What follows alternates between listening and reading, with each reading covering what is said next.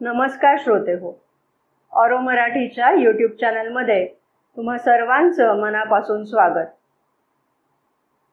मागच्या वेळेला आपण चित्त कॉन्शियसनेस म्हणजे नेमकं काय हे समजावून घेतलेलं होतं आणि त्याचे मुख्य 3 प्रकार आपण पाहिले होते. ते म्हणजे एकतर ऑर्डिनरी कॉन्शियसनेस, दुसरं स्पिरिच्युअल कॉन्शियसनेस आणि तिसरं कॉस्मिक कॉन्शियसनेस.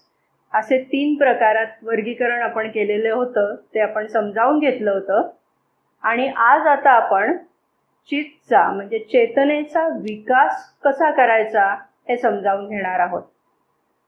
तेव्हा आजचा हा जो भाग आहे तो पूर्णयोगाची साधना जे करू इच्छित आहेत त्यांच्यासाठी अतिशय महत्त्वाचा असा हा भाग असणार आहे, असं मला इथे नमूद करावंसं वाटतं. त्याचं कारण आपण योग साधना करतो म्हणजे नेमकं काय करतो. श्री अरविंदांनी एके ठिकाणी असं म्हटलेलं आहे, मी त्याचा आशय सांगते आहे. चेतनेचा विकास, चेतनेमध्ये होणारं परिवर्तन म्हणजे योग.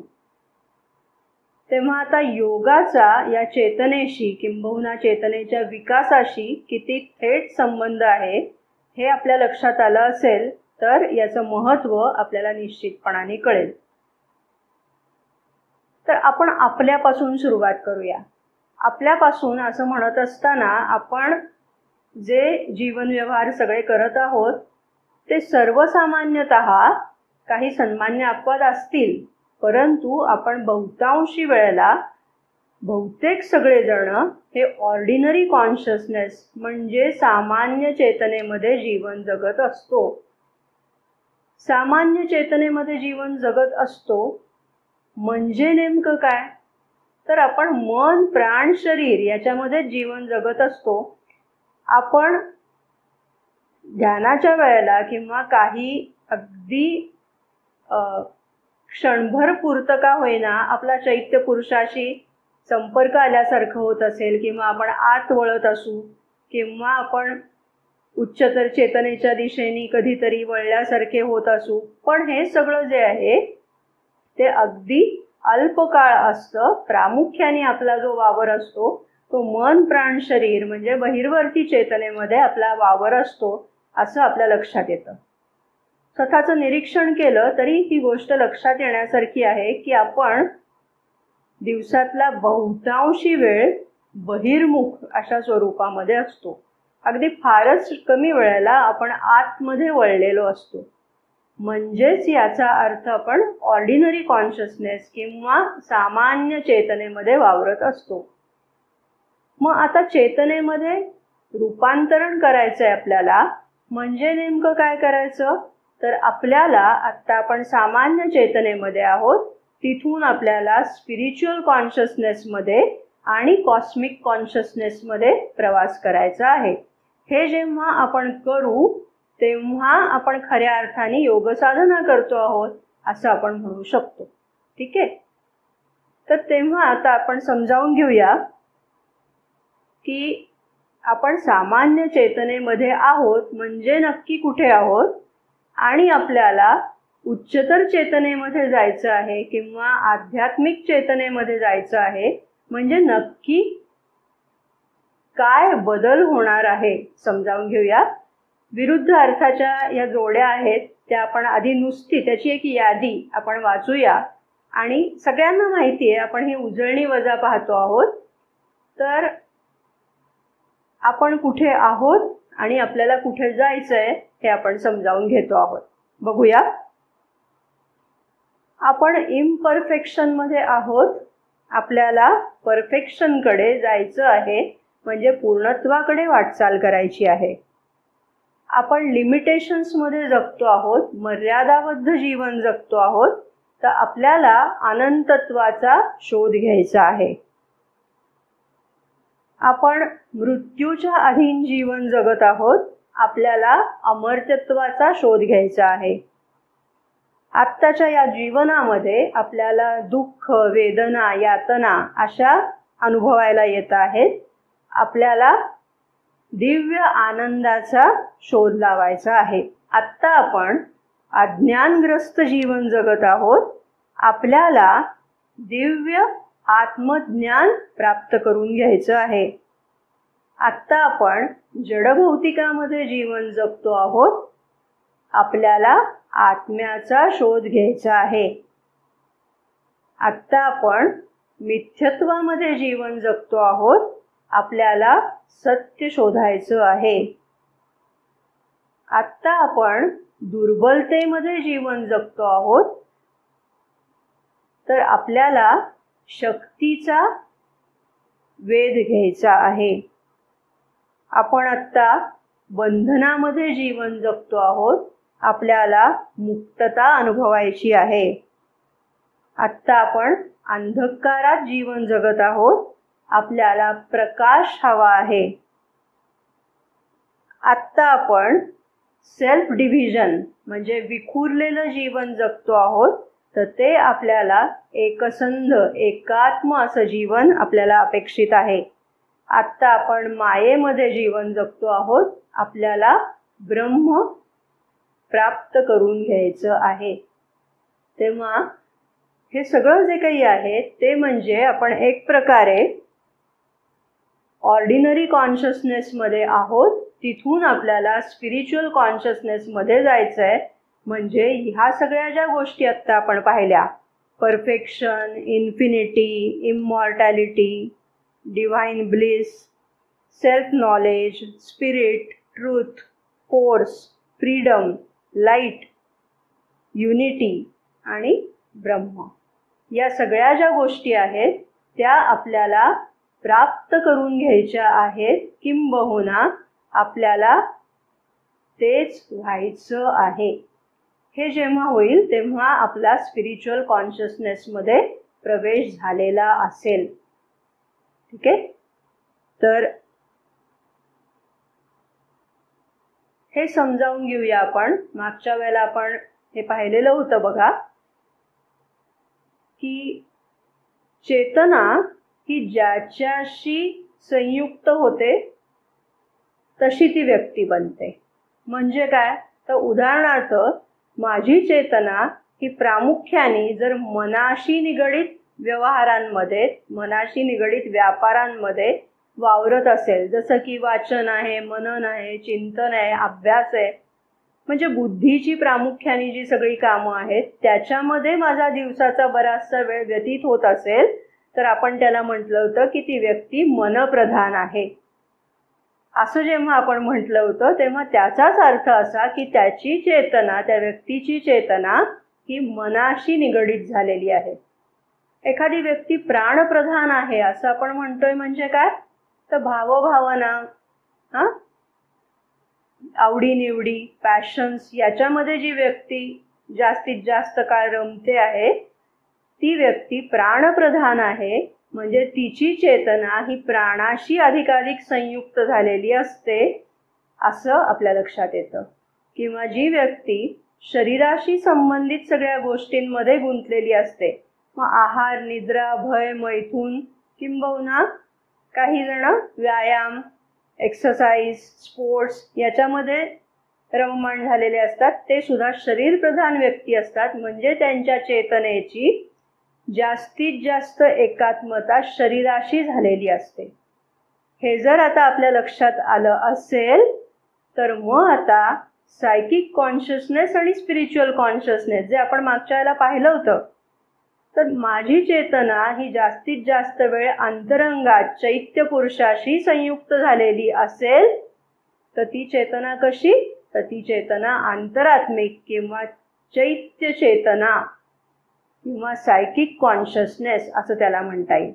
आणि तेच जर माझी चेतना वरच्या दिशेने आत्मवस्तूशी किंवा आत्मतत्वाशी संयुक्त झालेली असेल तर त्याला म्हणायचं स्पिरिच्युअल कॉन्शियसनेस, आत्मिक चेतना, आध्यात्मिक चेतना. तर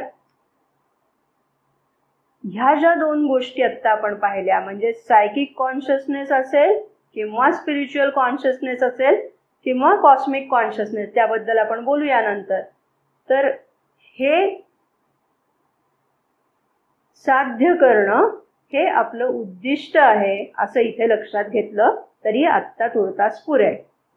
आता आपण थोडंसं समजावून हे घेऊया की आपली चेतना, आपण ऑर्डिनरी कॉन्शियसनेसमध्ये आहोत, म्हणजे आत्ता आपण आपल्या नॉर्मल दशेमध्ये आपले जे जीवन व्यवहार चाललेले आहेत त्याच्यामध्ये आपण कितपत कॉन्शियस आहोत, कितपत सचेत आहोत.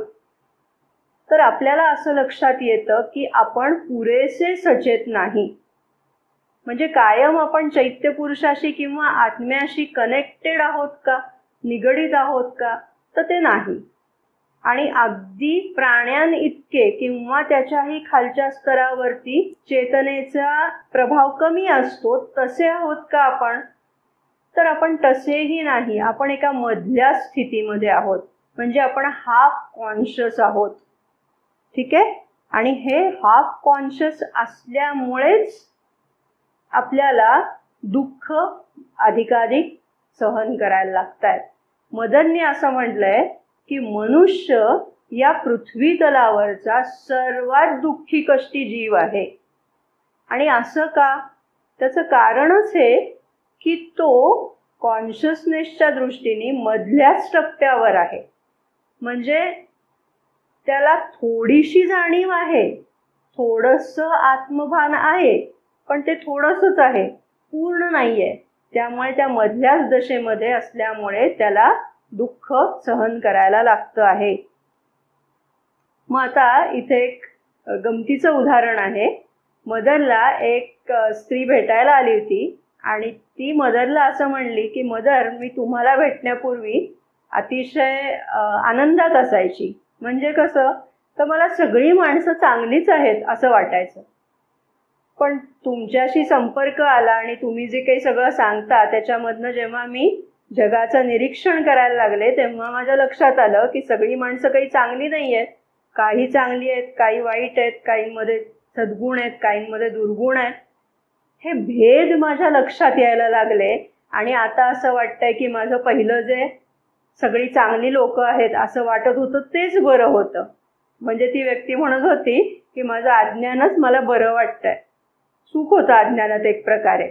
तेव्हा मदनने तिला सांगितलं की तू अज्ञानातून थोड्याशा ज्ञानामध्ये आलेली आहेस, पण हे ज्ञान अपुरं आहे.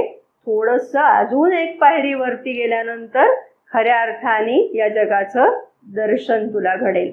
म्हणजे जग काय आहे ते खऱ्या अर्थाने कळेल. त्यामुळे एक पायरी वर चढायला पाहिजे. अगदी आपल्या मनुष्य जमातीची सुद्धा ही अशीच गत आहे. आपण प्राण्यांपासून थोडेसे वर उठलेलो आहोत, पण अजून पुरेसे वर गेलेलो नाही आहोत. त्यामुळे आपल्याला हे दुःख कष्ट सहन करायला लागतात असं दिसतं. मग ही आपली जी नॉर्मल चेतना जी आहे ती चेतना आत्ता आपण पाहिलं त्याप्रमाणे हाफ कॉन्शियस आपण आहोत, म्हणजे अर्धचेतन आहोत. आणि अर्धचेतन ठीक आहे, अर्धचेतन आहोत, परंतु ते तरी 100% आहोत का, तर तेही आपल्या लक्षात येतं. म्हणजे आपली चेतना आपण जे काही करतोय तिथे 100% आहे का. प्रत्येकाने विचार करा की कितीदा तुम्ही जे काही काम करता आहात त्यामध्ये 100% एकाग्र होऊन काम करत असता. तर तेही आपल्या लक्षात येतं की 100% आपण एकाग्र नसतो. म्हणजे तिथेही ती चेतना विखुरलेली असते. म्हणजे आधीच अर्धचेतन आणि त्याच चेतना विखुरली जाते. 10 दिशांनी ती धावते आहे. त्यामुळे त्या चेतनेची जी शक्ती आहे ती आपल्या बाबतीत क्षीण झाल्यासारखी असते. ठीक आहे, हे लक्षात येतंय. तर ही झाली नॉर्मल म्हणजे सामान्य दशा आपल्या चेतनेची, म्हणजे ऑर्डिनरी कॉन्शियसनेसची सामान्य दशा. पण तेच आपण समजून घेऊया की कधी कधी आपल्या ह्या नॉर्मल स्थितीमधनं आपण खाली घसरतो. म्हणजे आपलं अधःपतन होतो, खाली घसरतो आपण. कधी कधी होतं असं. हे निरीक्षण करायचं आहे आपलं. आपल्याला ह्या गोष्टी लक्षात येतात, पण काही गोष्टी मात्र अगदी सार्वत्रिकरित्या दिसून येतात. त्या अशा की जेव्हा भांडणं होतात, वादावादी होते, हमरातुमरीवर व्यक्ती येतात, तेव्हा जर निरीक्षण केलं तर लक्षात येतं की एरवी ह्या व्यक्ती सामान्य चेतनेमध्ये जगत असतात, परंतु भांडाभांडी सुरू झाली किंवा मतभेद सुरू झाले की जे हमरीतुमरीवर येऊन तो एक तावातावानी बोलणं जे असतं, त्या बोलण्यामध्ये व्यक्तीची चेतना खाली घसरते. म्हणजेच ती व्यक्ती बोलू नये ते बोलते. बघा, एरवी ती व्यक्ती तसं बोलली नसती, पण ती चेतना घसरते आणि ती व्यक्ती बोलू नये तसं बोलते. म्हणजे भांडणं हे एक कारण झालं. दुसरं म्हणजे आळस. आळसामध्ये जर आपण तासनतास घालवत असू तर ती चेतना नको त्या गोष्टींमध्ये मग रमायला लागते आणि तिथूनही ती खाली घसरते. आणखीन एक महत्वाची गोष्ट चेतना घसरवण्याचं कारण म्हणजे व्यसनं. तर ह्या बाबतीत सांगायला नको. वेगवेगळी व्यसनं करून जी धुंदी येते, जी नशा चढते, त्या नशेमध्ये व्यक्ती आपोआप चेतनेच्या दृष्टीने खाली घसरलेली असते. म्हणजे भांडणं, आळस यासारख्या गोष्टींमध्ये तरी एका मर्यादेपर्यंत आपण म्हणू शकतो की घसरलेली असते. व्यसनांमध्ये तर ती चेतना अधिकच खालपर्यंत घसरलेली असते असं लक्षात येतं. किंवा सेक्सच्या बाबतीत, सेक्सची ॲक्शन जेव्हा केली जाते, कृती जेव्हा केली जाते, संभोग, या वेळेला सुद्धा व्यक्तीची चेतना त्याच्यानंतर खालती घसरलेली असते. आपल्याला लक्षात येत नाही, पण गॉसिप्समधनं पण व्यक्तीची चेतना खाली घसरते. खोटेपणामधनं ती खाली घसरते. आणि लपवाछपवी. लपवाछपवी म्हणजे आपण मदरपासनं जेव्हा एखादी गोष्ट लपवतो, काहीतरी चुकीचं केलेलं असतं, आपल्याला समजत असतं, पण आपण मदर पुढे ती कशी मांडायची असं म्हणून त्यांच्यापासून जेव्हा लपवाछपवी करू पाहतो, तेव्हा त्यातनं पण चेतना घसरते असं मदर म्हणतात. तेव्हा त्यांनी असं सांगितलंय की भलेही तुमच्या हातून कितीही चुकीची गोष्ट घडलेली असू देत, पण ती मला प्रांजळपणाने सांगा. का सांगा?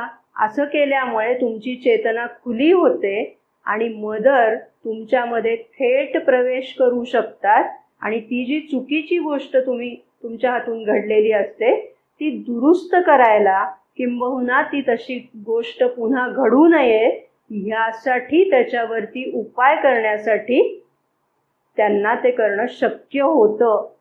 पण तुम्ही जर लपवाछपवी केलीत तर तुम्ही एक प्रकारे ते दारच बंद करून घेतलेलं असतं आणि त्यामुळे ती चेतना खाली घसरलेली असते असं आपल्या लक्षात येतं. तेव्हा भांडणं, आळस, व्यसनं, संभोग, गॉसिप्स आणि लपवाछपवी, खोटेपणा या सगळ्यामधनं ही चेतना अशी खाली निम्न स्तरावर जात असते.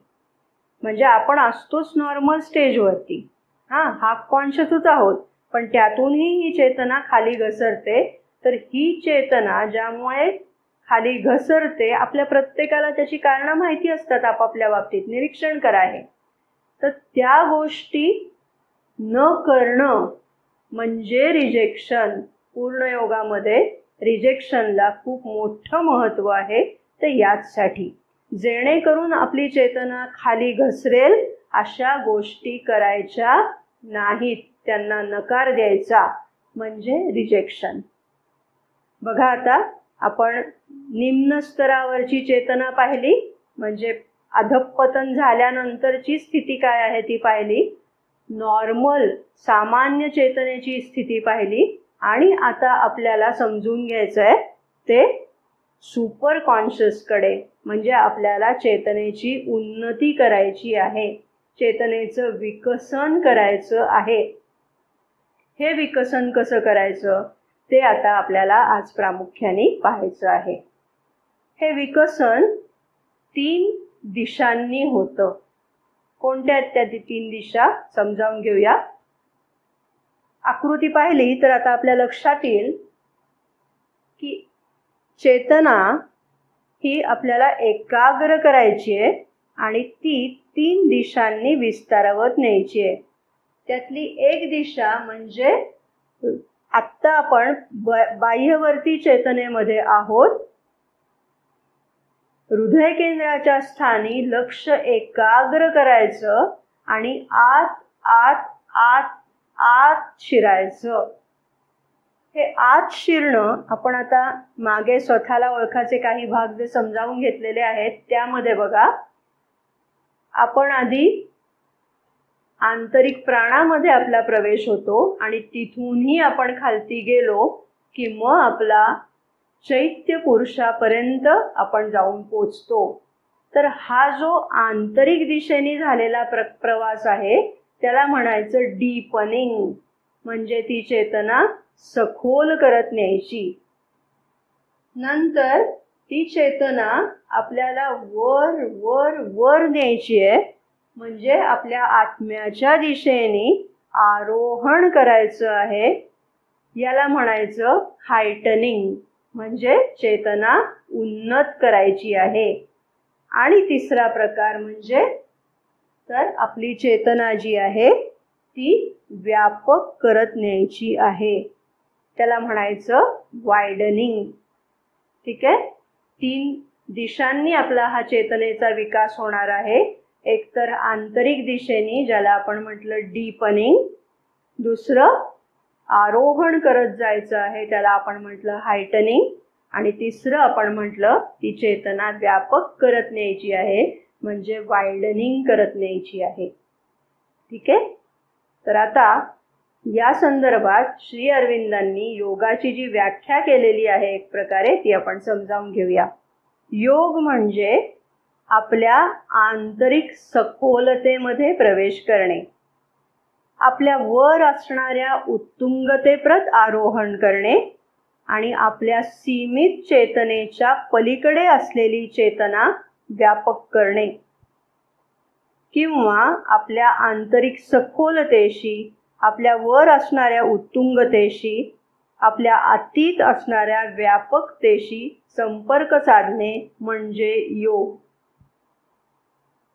त्यांच्या महान प्रभावाप्रत, महान अस्तित्वांप्रत, त्यांच्या गतिप्रवृत्तींबाबत खुले असणे, किंवा आपल्या पृष्ठवर्ती चेतनेमध्ये म्हणजे मन प्राण शरीरामध्ये आणि आपल्या अस्तित्वामध्ये त्यांचा स्वीकार करणे म्हणजे योग.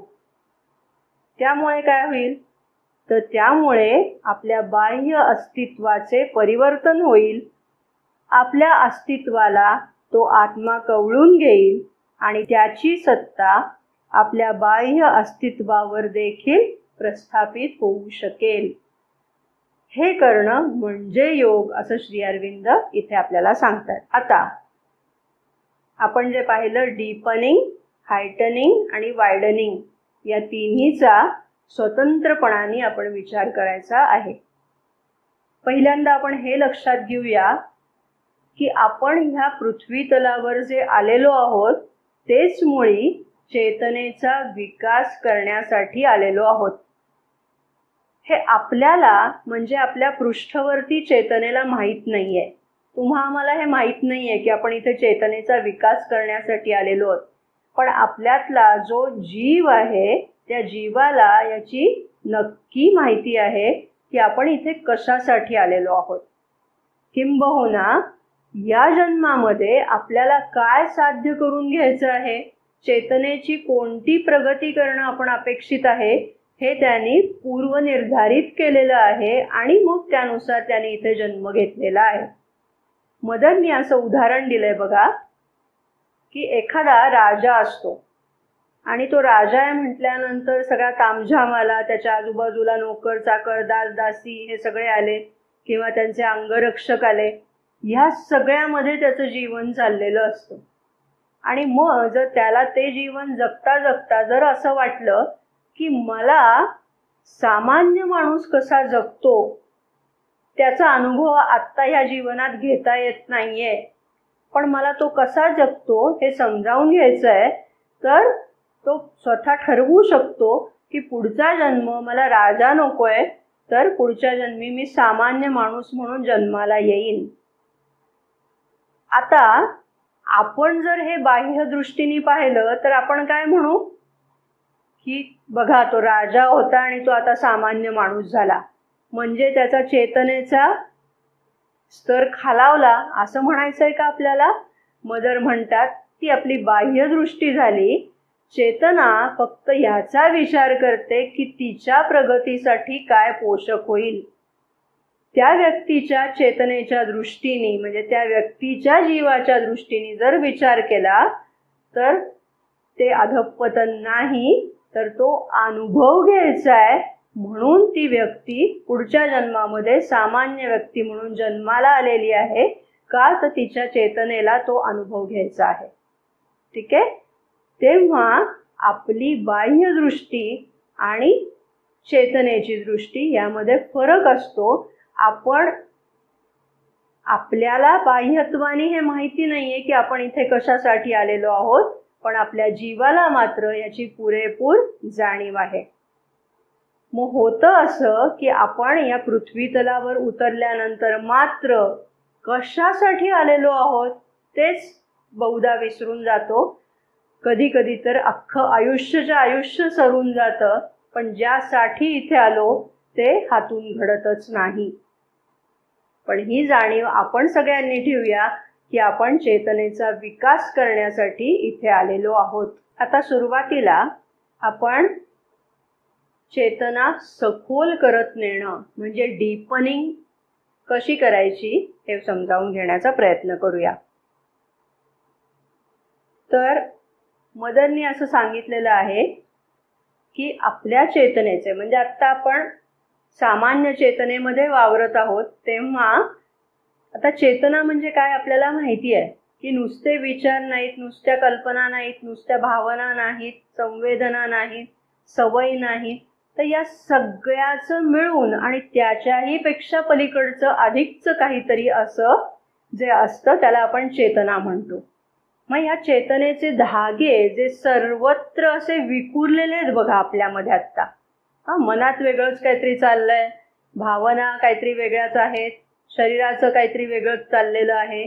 तर हे सगळे जे धागे पसरलेले आहेत बाह्यतः ते सगळे धागे असे आत ओढून घ्यायचे आहेत, एकत्रित करायचे आणि मग आतल्या दिशेने म्हणजे हृदय केंद्राच्या दिशेने आपल्याला आत प्रवास करायचा आहे.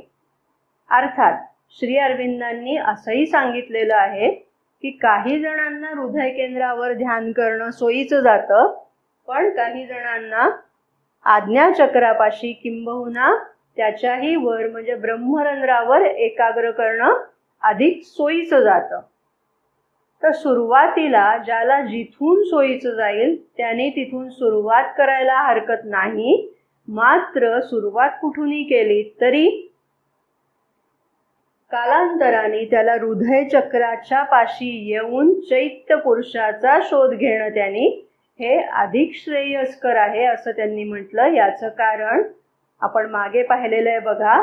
तर चैत्य पुरुष हा आपला असतो, आपल्यासाठी म्हणून तो आपल्या अंतरंगात प्रविष्ट झालेला असतो. त्याच्यापाशी जाणं, आपण आई आणि वडील अशी काहीशी तुलना केली होती बघा. आत्मा म्हणजे वडिलांच्या जागी आणि चैत्य पुरुष म्हणजे आईच्या जागी. तेव्हा आधी तिथे त्याच्याशी संपर्क करणं, चैत्य पुरुषाशी संपर्क करणं हे अधिक श्रेयस्कर यासाठी असतं कारण ते अधिक सुरक्षित असतं. मग यासाठी म्हणून आपण आत प्रवेश करायचा आहे असं त्यांनी सांगितलं. हे ध्यानाच्या वेळेला करायचं आहे प्रामुख्याने, परंतु पूर्णयोगाची जी साधना आहे ती केवळ ध्यानापुरती मर्यादित नाही, तर ती 24 तास करायची साधना आहे. आणि यासाठी म्हणून ध्यानाच्या वेळेला अधिक कॉन्सन्ट्रेटेड एफर्ट्स आपण करू, अधिक एकचित्त होऊन ते प्रयत्न करू.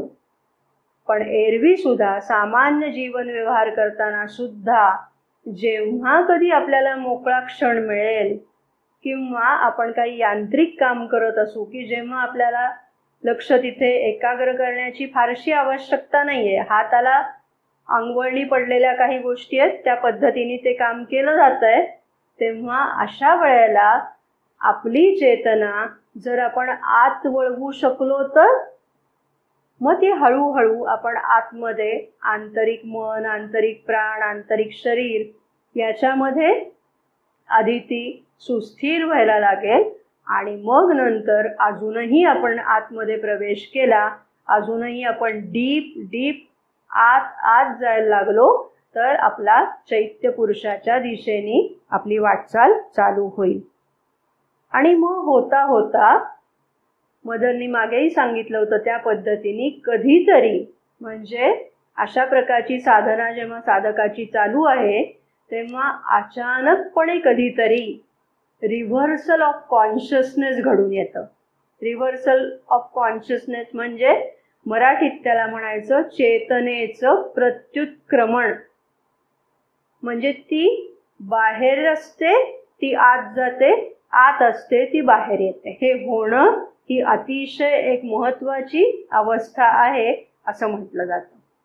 आणि ह्याच्यासाठी मदरनी, तुम्हाला आठवत असेल तर बघा, आपण उदाहरण पाहिलेलं होतं की चेंडू असतो, लहानपणी आपण हे सगळ्यांनी अनुभवलेलं आहे कधी ना कधीतरी. रबरी चेंडू आहे आणि त्याला जर चीर गेली, फुटला तो रबरी चेंडू, आणि त्याच्यावर जर आपण दाब दिला तर दाब दिल्यानंतर तो दाब जास्त झाला की असा एकदम तो आतली बाजू बाहेर येते. ठीक आहे, हेच चेतनेच्या बाबतीत घडतं. म्हणजे आंतरिक चेतना ही बाहेरच्या दिशेने येते, म्हणजे ती आता तुमच्या बाह्यवर्ती चेतनेचा एक प्रकारे ताबा घेते. आणि हे असं घडून आल्यानंतर मग परत मागं फिरणं नाही. म्हणजे त्याच्यानंतर परत मग पुन्हा आपली ऑर्डिनरी कॉन्शियसनेसवर आलो असं होत नाही. रिव्हर्सल ऑफ कॉन्शियसनेस म्हणजे तिथे ती चेतना पूर्णतः पालटलेली असते.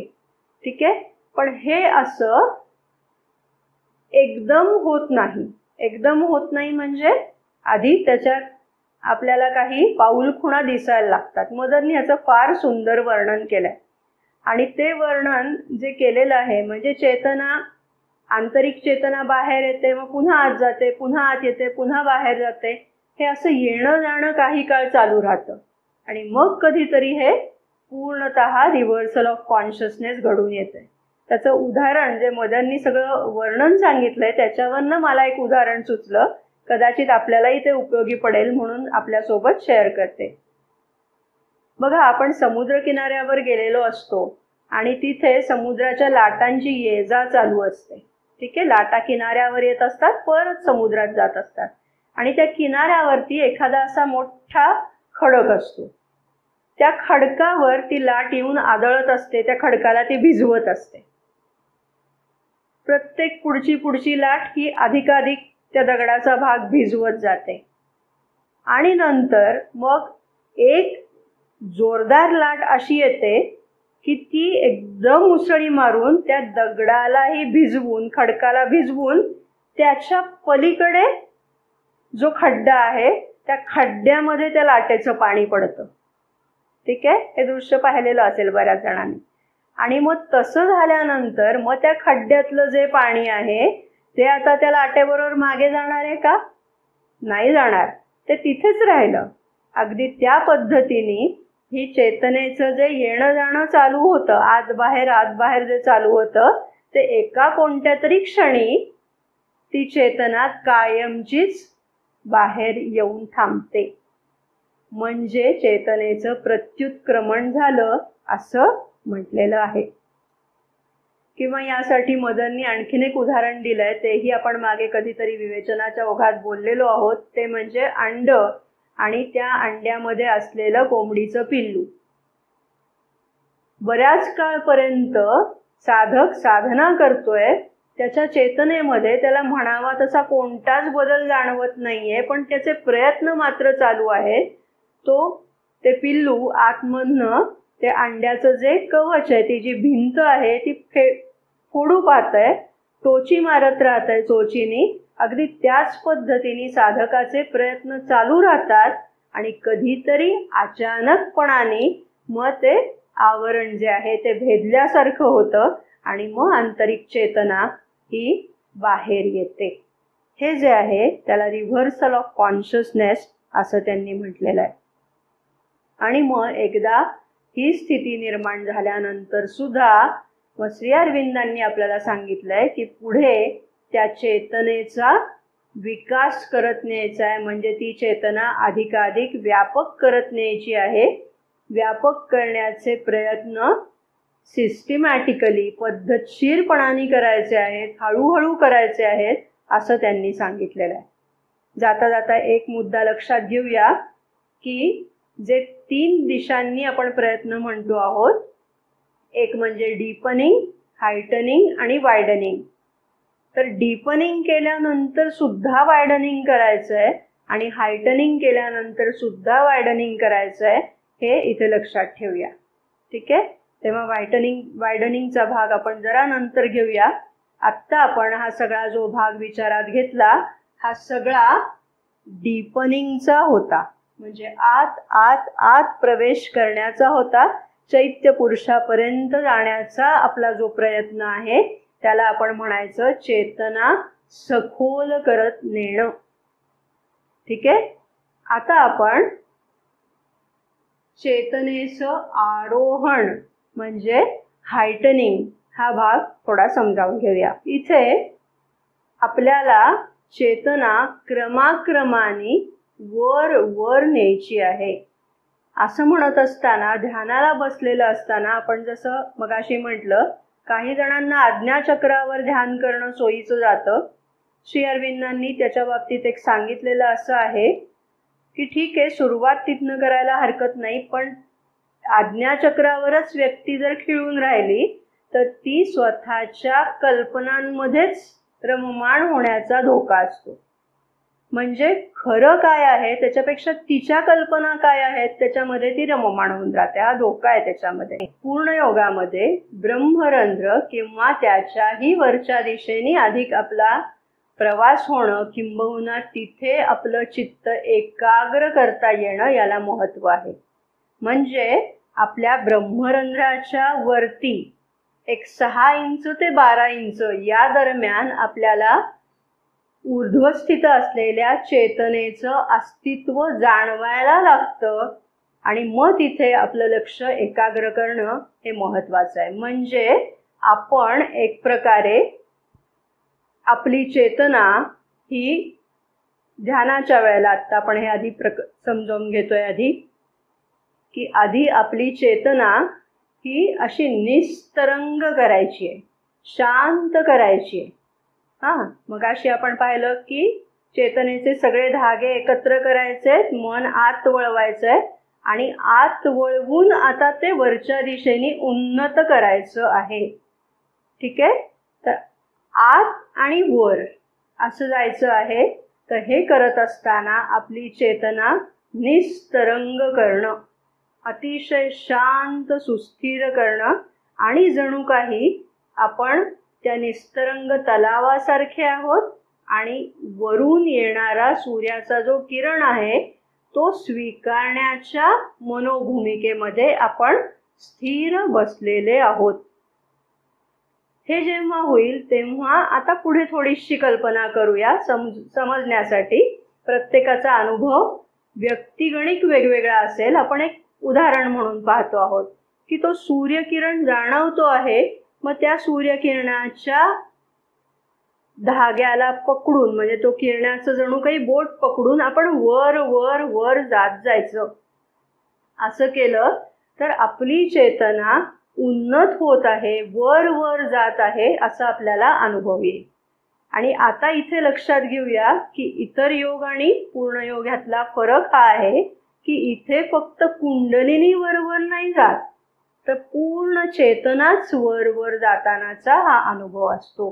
त्यामुळे ही चेतना आरोहण करत नेणं हा भाग इथे अपेक्षित आहे आणि मग आपल्याला त्याची जाणीव व्हायला लागते.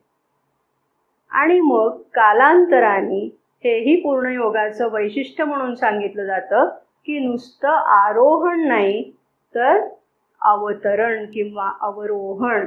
कशाचं? तर ती जी ऊर्ध्वस्थित चेतना आहे, म्हणजे ज्याला आपण मदर्स फोर्स असं म्हटलं, ती चेतना आपल्यामध्ये किंवा डिव्हाइन फोर्स असं आपण ज्याला म्हटलं, ती चेतना आपल्यामध्ये खाली अवतरायला लागते.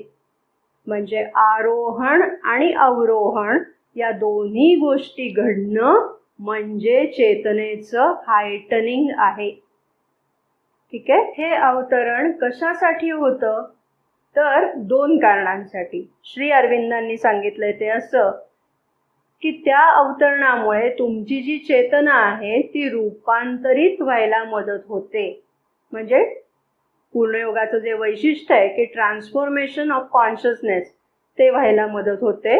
आणि दुसरं त्याचं कारण असं की साधकाचा इन्स्ट्रुमेंट म्हणून जो वापर दिव्य शक्तीला करायचा आहे, साधक हा इन्स्ट्रुमेंट आहे, एक साधन आहे, आणि त्या साधकरूपी साधनाच्या माध्यमातून त्या दिव्य शक्तीला या विश्वामध्ये जे कार्य करून घ्यायचं आहे ते कार्य करून घेण्यासाठी म्हणून सुद्धा ती दिव्य चेतना त्या साधकामध्ये अवतरित होत असते.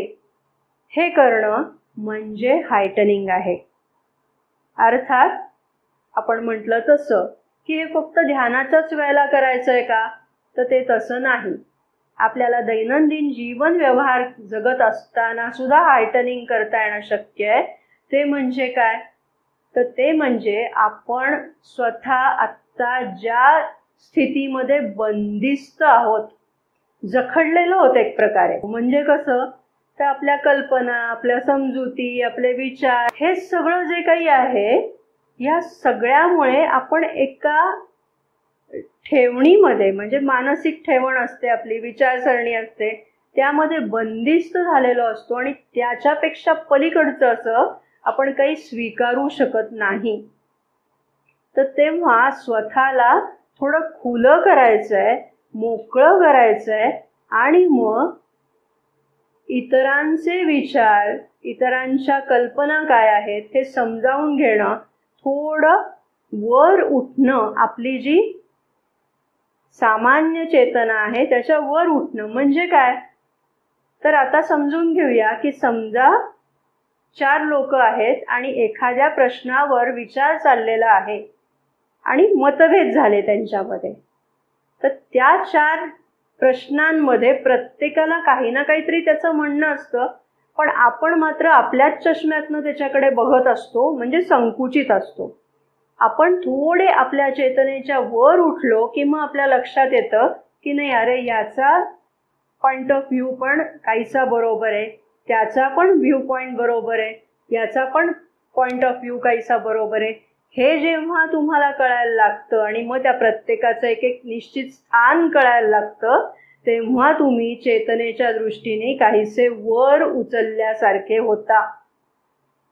म्हणजे आपल्याला विमानाचा अनुभव असतो, त्याच्यामध्ये बघा की आधी विमान धावपट्टीवरनंच धावत असतं, म्हणजे आपली सामान्य चेतना, पण अलगदपणाने ते असं वर उचलल्यासारखं होतं आणि मग त्याला एक थोडा व्यापक दृष्टिकोन येतो. ठीक आहे. तसंच आपण अधिक वरती गेलो तर अधिक मोठा परिसर आपल्या नजरेच्या कक्षेमध्ये येतो आणि तेच विमान अगदी उंचावरनं उडायला लागलं तर खालचा एक प्रचंड मोठा परिसर आपल्या नजरेच्या कक्षेमध्ये येतो. हे जे झालं ते हायटनिंग झालं. अगदी त्याच पद्धतीने चेतनेचं हायटनिंग म्हणजे चेतनेचं आरोहण होतं आणि मग अशा स्थितीत गेल्यानंतर व्यक्तीला वेगवेगळे जे पंथ आहेत, संप्रदाय आहेत, विचारसरणी आहेत, त्याच्यामधला विरोध मावळून जातो आणि त्या प्रत्येक विचारसरणीचं नेमकं ह्या विश्वरचनेमध्ये स्थान काय आहे ते नेमकेपणाने माहिती व्हायला लागतं. त्यामुळे तो विरोध संपून जातो आणि त्यातूनच मग बौद्ध मताचं हे स्थान आहे, शंकराचार्यांचा जो अद्वैतवाद आहे त्याचं हे स्थान आहे, हे सगळं कळायला लागतं. आणि त्यातूनच बघा श्री अरविंदांनी योग समन्वयाची जी मांडणी केली आहे ती अगदी ह्याच पद्धतीची आहे. जेव्हा चेतना अधिक उच्च स्तरावर जाऊन स्थिरावलेली आहे आणि तिथून जेव्हा ती या सगळ्या गोष्टी पाहते आहे तेव्हा व्यापक ती दृष्टी झालेली आहे. हायटनिंग आणि वायडनिंग दोन्ही गोष्टी इथे घडल्या आणि तेव्हा त्याला म्हणायचं ग्नॉस्टिक कॉन्शियसनेस असं श्री अरविंदांनी सांगितलेलं आहे. आता आपण तिसऱ्या मुद्द्याकडे वळतोय, म्हणजे वायडनिंगकडे वळतोय. चेतना व्यापक करणं म्हणजे नेमकं काय? जसं आता आपण म्हटलं की आत गेल्यानंतर सुद्धा तुम्ही व्यापक व्हायचं आहे, प्रयत्न करायचे आहेत, आणि वर जाऊन सुद्धा व्यापक करण्याचे प्रयत्न करायचे आहेत. तर श्री अरविंदांनी असं सांगितलंय बघा, की जेव्हा आपण आरोहण करत जातो आणि आरोहण केल्यानंतर जर आपण व्यापक झालो या स्थितीमध्ये गेल्यानंतर, तर आपल्याला जाणीव होते ती युनिव्हर्सल सेल्फची. ठीक आहे, विश्वात्म्याची जाणीव होते. जेव्हा आपण अंतरंगात वळतो आणि व्यापक व्हायचा प्रयत्न करतो, तेव्हा आपण विश्वातल्या चेतनेशी आपला संपर्क यायला सुरुवात होते. ठीक आहे, आणि तेव्हा आपण मनाच्या स्तरावरून काम करत असू तर तेव्हा आपला कॉस्मिक माइंडशी, प्राणाच्या स्तरावर आपलं जेव्हा काम चाललेलं असेल तेव्हा आपलं कॉस्मिक व्हायटलशी, आणि जेव्हा आपण फिजिकलशी संबंधित काम करत असू तेव्हा आपला कॉस्मिक फिजिकल कॉन्शियसनेसशी संपर्क घडून येतो. आणि मग हळूहळू आदान प्रदान वाढायला लागतं. एरवी सुद्धा, म्हणजे जेव्हा आपण सचेत नाही आहोत, जेव्हा आपण कॉन्शियस नाही आहोत, तेव्हा सुद्धा या विश्वातल्या शक्तींचं आदान प्रदान चालू असतंच, नाही असं नाही. त्याचे परिणाम, त्याचे आघात आपल्यावर होत असतात. फक्त आपण व्यक्ती म्हणून त्या सगळ्याला खूप तोकडे पडत असतो. पण जेव्हा अशा रीतीने आपण कॉन्शियस व्हायला लागतो तेव्हा मग या वैश्विक शक्तींशी आपले संपर्क, आपले संबंध हे अधिक जाणीवपूर्वक होतात आणि एक प्रकारे आपलं त्या शक्तींवर हळूहळू नियंत्रण यायला लागतं. ठीक आहे, आणि त्यामुळे हे अतिशय महत्त्वाचं आहे असं इथे लक्षात घेण्याची गोष्ट आहे. आता हे आपण समजावून घेऊया की ही चेतना व्यापक कशी करायची. आणि हे फक्त ध्यानाच्या वेळेला नाही, हे एरवी सुद्धा करता येण्यासारखं आहे. असे बरेच काही प्रयोग मदननी दिलेले आहेत. ते सगळे प्रयोग आपण आता इथे समजावून घेणार आहोत. त्याला ज्याला जे गोष्ट भावेल, स्पर्श करेल, त्या पद्धतीने त्या व्यक्तीने तो प्रकार अवलंबायला हरकत नाही. किंबहुना ज्याला ज्या क्षणी जे करावंसं वाटेल या प्रयोगांपैकी ते त्यांनी करायला हरकत नाही. म्हणजे हे सगळे प्रकार एकच व्यक्ती वेगवेगळ्या काळी वेगवेगळ्या ठिकाणी करू शकते. तेव्हा जसं ज्याला वाटेल तसं त्याला करता येण्यासारखं इतकी विविधता याच्यामध्ये आहे. समजावून घेऊया. चेतना व्यापक करणं याचा ध्यानामधला आपण एक प्रकार समजावून घेऊया.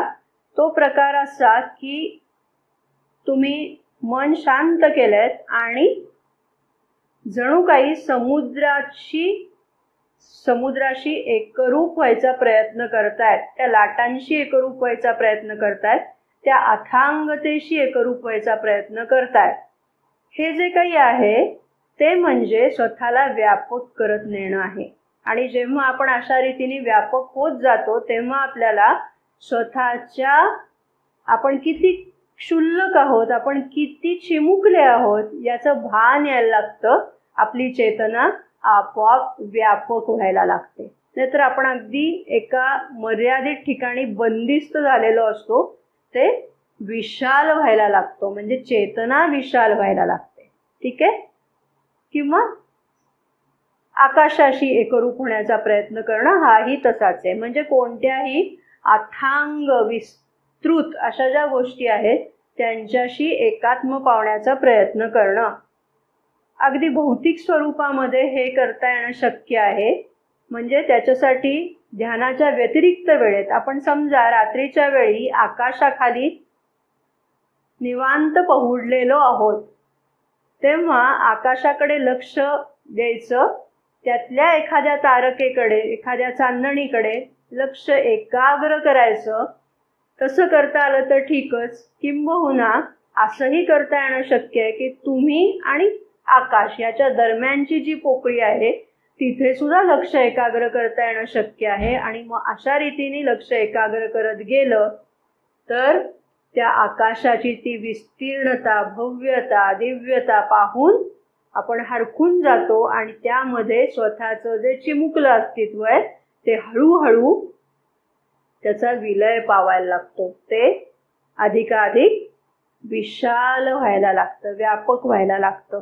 म्हणजे चेतना विशाल व्हायला लागते. मदननी आणखीन एक उदाहरण दिलंय की बघा, एखादा कपडा असतो आणि त्या कपड्याला चुण्या चुण्या चुण्या करून तो अगदी बारीक त्याची घडी केलेली असते. तसे आपण काहीसे आक्रसले गेलेलो असतो. वेगवेगळे ताणतणाव आहेत, चिंता आहेत, काळजा आहेत आणि सगळं असं आपण कोंडल्यासारखे झालेलो असतो एका छोट्याशा जागेमध्ये. पण आता आपल्याला व्यापक व्हायचं आहे, विस्तार व्हायचा आहे आपल्या चेतनेचा. तेव्हा काय करायचं? अगदी अशीच कल्पना करायची की कापड जणू काही किंवा कागद सुद्धा तशा घड्या घड्या चुण्या चुण्या पडलेल्या आहेत, त्या आपण हाताने अशा सरळ करत नेत आहोत. म्हणजे ते कापड अनफोल्ड करत नेत आहोत. किंवा एखादी कापडाची गुंडाळी असेल तर ती कापडाची गुंडाळी आपण सोडत चाललेलो आहोत. तसे आपण आहोत आणि आपण स्वतःला असे मोकळे करतो आहोत अशी कल्पना करायची. मदर म्हणतात आधी सुरुवातीला ही कल्पना असते पण नंतर ती वस्तुस्थिती बनते. म्हणजे ते जेव्हा आपण तो प्रयोग करतो मनाने तेव्हा आपल्याला हळूहळू खरोखर आपली चेतना अशी रुंदावते आहे अशी जाणीव होते. मोकळा श्वास आपण घेऊ शकतो अशी ती जाणीव होते असं त्या म्हणतात. आणखीन एक याचा प्रयोग करायला त्यांनी सांगितलाय, तो म्हणजे स्वच्छ सूर्यप्रकाश आहे. अगदी सूर्याचे कोवळे किरण, नुकताच उदयाला आलेला सूर्य आहे तेव्हा त्या सूर्याकडे तोंड करून उभं राहायचं, डोळे मिटून उभं राहायचं. आणि तशा रीतीने जेव्हा तुम्ही सूर्याकडे तोंड करून उभे असता तर अगदी आपल्या आंतरिक चेतनेपर्यंत तो स्वच्छ सूर्यप्रकाश आतपर्यंत पोचतो आणि चेतना विशाल व्हायला त्यातनं मदत होते. याला त्यांनी म्हटलंय फेस टू द लाईट. आता आणखीनही काही प्रकार सांगितले. हा प्रकार थोडा माणसांशी संबंधित आहे. म्हणजे आपण मगाशी याचा ओझरता उल्लेख केला की 4 लोक जमलेत, मतभेद झालेत, तर तुम्ही त्या स्वतःचं मत जे काही आहे त्याच्यावर तुम्ही ठाम असताच, ते काही विसरलं जात नाही. पण स्वतःच्या ठिकाणी स्थिर राहून सुद्धा तुमची चेतना दुसऱ्या व्यक्तीच्या चेतनेशी कनेक्ट करण्याचा प्रयत्न करायचा. म्हणजे ती व्यक्ती तसं का म्हणते आहे हे आपल्या लक्षात येतं. हे मदननी सांगितलंय. ठीक आहे. म्हणजे इथे त्या म्हणतायत की नुसतं मानसिक स्तरावर नाही करायचं, हे चेतना तुमची त्या व्यक्तीशी एकरूप करण्याचा प्रयत्न करा. म्हणजे ती व्यक्ती ते तसंच का म्हणते आहे, तिचा तोच दृष्टिकोन का आहे हे तुम्हाला नेमकेपणाने कळायला लागतं. आणि मग जेव्हा असे 10 लोकांचे दृष्टिकोन तुम्ही विचारात घेता तेव्हा तेवढ्या प्रमाणात तुमची चेतना ही अधिक मोकळी झालेली असते, व्यापक झालेली असते असं लक्षात येतं. मदननी आणखीन एका ठिकाणी असं म्हटलंय की जो तो ज्या त्याच्या कॉन्शियसनेसनुसार काम करत असतो. त्यामुळे दुसरी व्यक्ती आपल्याला दिसताना दिसतं की ती व्यक्ती चुकीची वागते आहे, परंतु तिच्या दृष्टीने विचार केला तर ती तिच्या कॉन्शियसनेसला साजेसं असं जीवन जगत असते. आणि एकदा ही दृष्टी तुम्हाला प्राप्त झाली की मग तुम्ही दुसऱ्या कोणाला नावं ठेवणं, उणीधुणी काढणं हा भागच संपून जातो. मग अशी आपण पाहिलं ना गॉसिपिंग, नावं ठेवणं हा प्रकारच संपून गेला. कारण ही जाण तुमच्यामध्ये आता सुस्थिर झाली आहे की नाही, ती व्यक्ती तिच्या कॉन्शियसनेसला साजेसं जगते. तसं म्हटलं तर आपण स्वतः तरी कुठे परिपूर्ण आहोत. आपण देखील जे जगतोय, वागतोय, बोलतोय ते आपल्या कॉन्शियसनेसनुसारच करतोय ना. आणि मग ही जेव्हा समज येते तेव्हा मग ही उणीधुणी काढणं संपुष्टात येतं. मग चेतना खाली घसरणं हा प्रकार हळूहळू कमी व्हायला लागतो. आणखीन एक त्यांनी प्रयोग करायला सांगितला, तो म्हणजे असा की जेव्हा मतभेद होतात दोन व्यक्तींमध्ये तेव्हा हा प्रयोग करायचा आहे. तेव्हा एक प्रयोग आपण पाहिला की ती व्यक्ती असं का म्हणते हे समजावून घ्यायचं, पण त्याच्याही एक पायरी पुढे जाता येतं. ते असं की म्हणजे अगदी दोन विरुद्ध मतं समोरासमोर आलेली आहेत.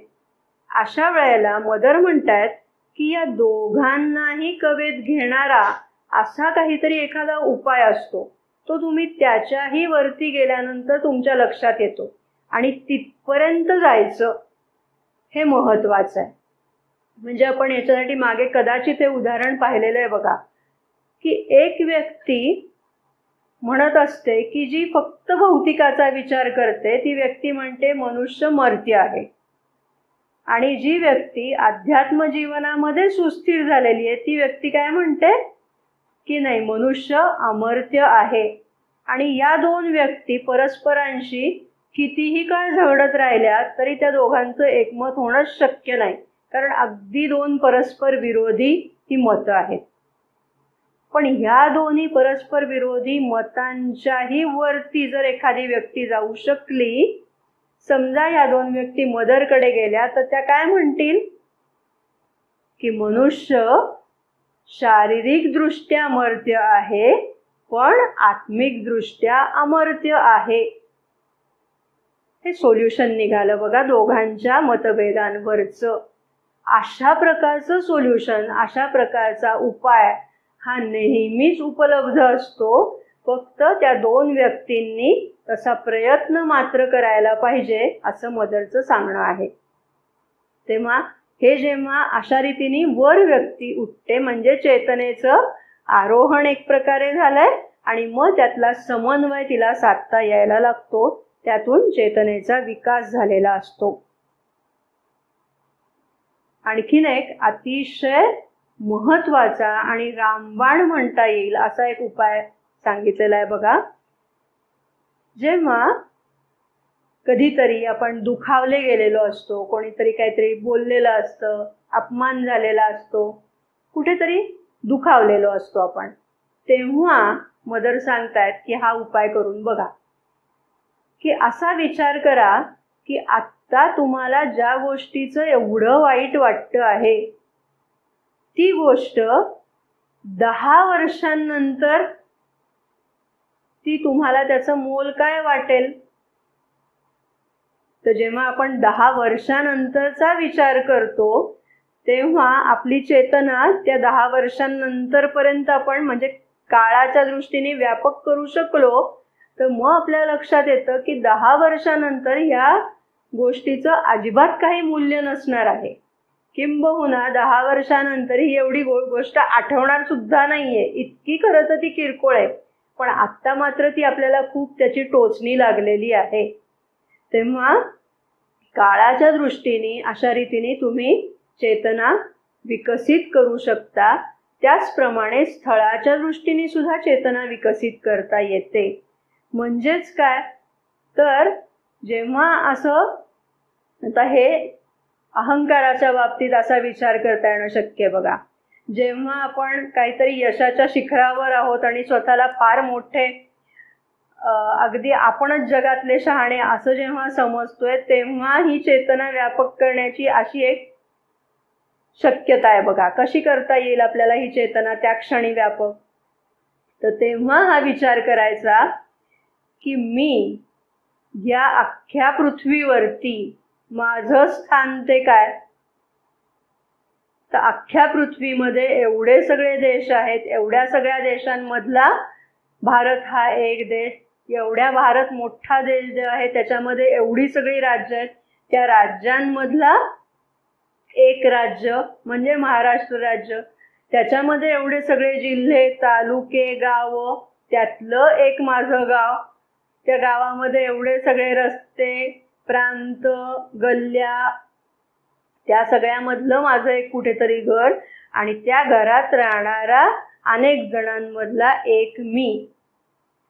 असा जेव्हा तुम्ही विचार करायला लागाल म्हणजे काळाच्या, मगाशी आपण काळाच्या पटलावर ते पाहिलं, आता स्थळाच्या पटलावर जेव्हा तुम्ही स्वतःला अशा रीतीने ठेवून पाहाल, टिंबक्टू राजाची ती गोष्ट आपल्याला ही माहिती आहे अशा प्रकारची, तेव्हा मग लक्षात येतं की आपण केवढेसे आहोत आणि केवढा आपण उगाच अहंकार मिरवतो आहोत.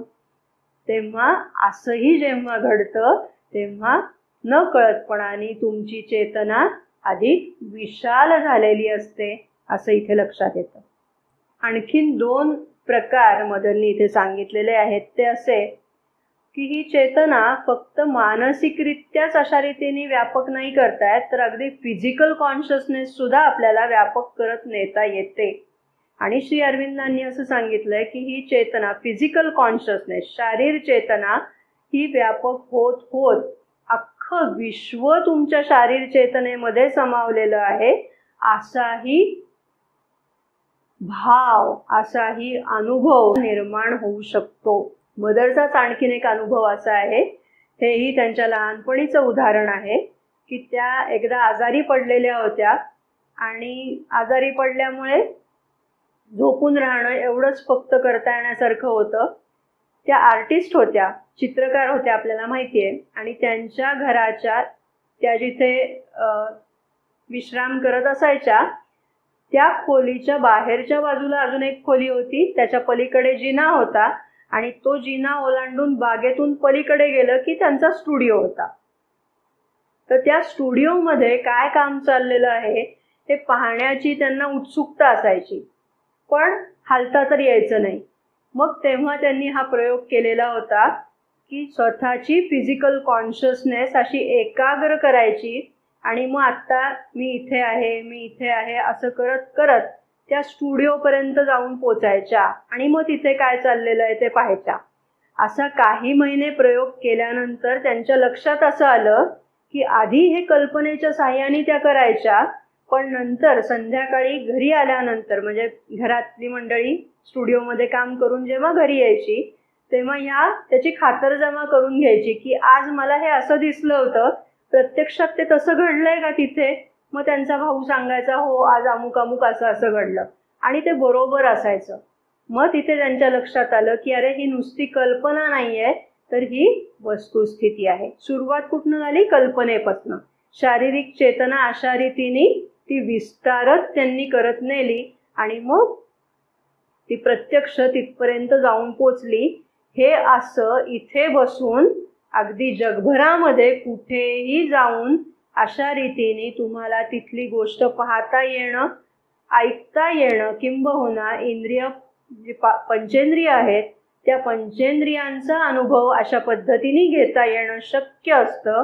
हे मदननी सप्रयोग सिद्ध केलेलं आहे. तेव्हा मग त्यातनं दूरश्रवण असेल, दूरदर्शन असेल, दूरस्पर्शन असेल, अशा गोष्टी करता येणं शक्य होतं. हा शारीरिक चेतनेचा झालेला विकास. ठीक आहे. आणि आणखीन एक प्रयोग त्यांनी सांगितला, तो असा, तो त्यांना एका स्वीडिश बाईने हा प्रयोग शिकवला. जेव्हा मदर पूर्वायुष्यामध्ये हे सगळे गूढविद्येशी संबंधित जेव्हा अभ्यास करत होता तेव्हा त्यांना एका स्वीडिश महिलेने शिकवलेला हा प्रयोग आहे असं त्या म्हणतात. त्यांनी असं म्हटलं की ती महिला जी आली तिने फळ्यावरती एक आकृती काढली आणि आकृती काढल्यानंतर त्या आकृतीमध्ये एक बिंदू काढला. आपण आपल्या सोयीसाठी असं समजूया की ओम काढलाय आणि त्या ओमवर लक्ष केंद्रित करा असं सांगितलं. आणि लक्ष केंद्रित करा म्हणजे चेतना सगळी एकवटली आणि ती त्या बिंदूवर जेव्हा एकाग्र केली, काही काळ तशाच रीतीने ते एकाग्रता कायम ठेवली.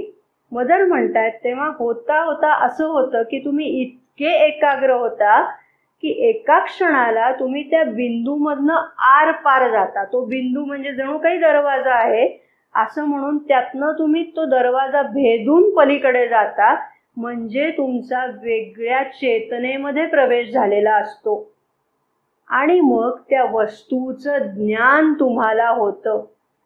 मदननी सांगितलंय अशाच रीतीने एखाद्या कल्पनेचा विचार करत करत किंवा एखाद्या प्रश्नाचा भेद घेत घेत तुम्ही त्या कल्पनेशी, त्या विचाराशी तादात्म्य पावता आणि त्यातनं सोल्युशन मिळून जातं, त्यातनं ज्ञान होतं.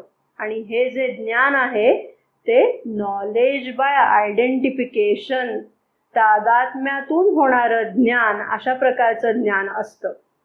आणि ईश्वर प्राप्ती करायची तर ह्याच्यासारखा म्हणजे तादात्म्य पावण्यासारखा दुसरा मार्ग नाही, असं मदरनी सांगितलेलं आहे. कारण ते ज्ञान अशाच पद्धतीने व्हायचं आहे असं त्या म्हणतात. चेतना सखोल करत नेणं म्हणजे काय, चेतना उन्नत करत नेणं म्हणजे काय, आणि चेतना व्यापक करत नेणं म्हणजे काय, हे आज आपण समजावून घेतलं. हे सगळं करणं म्हणजेच योग साधना करणं. आणि आत्ता आपण म्हटलं त्याप्रमाणे की पूर्ण योगाची साधना ही फक्त ध्यानापुरती मर्यादित नाही, ती 24 तास करण्याची साधना आहे. त्यामध्ये आपण रिजेक्शनचा भाग पण पाहिला आणि प्रत्यक्ष ध्यानाच्या बाबतीत सुद्धा भाग समजावून घेतला, आणि जीवन व्यवहार करत असताना जे काही करायचं असतं तेही आपण समजावून घेतलं. एकंदर पूर्ण योगाच्या साधनेच्या दृष्टीने हा अत्यंत गाभाभूत म्हणावा असा हा सगळा आजचा विचार होता. अशा प्रकारचं चेतनेचं विकसन करण्याची बुद्धी आपल्याला मदर आणि श्री अरविंद यांनी द्यावी. ती बुद्धी मिळून त्याच्याप्रमाणे प्रत्यक्ष कृती करण्याची शक्ती त्यांनी आपल्याला द्यावी. आणि त्यांनी म्हटलंय त्याप्रमाणे की आपण या उच्चतर चेतनेप्रत, आंतरिक चेतनेप्रत स्वतःला खुलं करण्याची क्षमता आपल्यामध्ये निर्माण व्हावी, अशी प्रार्थना श्री अरविंद आणि श्री माताजी यांच्या चरणी करूया आणि इथे थांबूया. धन्यवाद.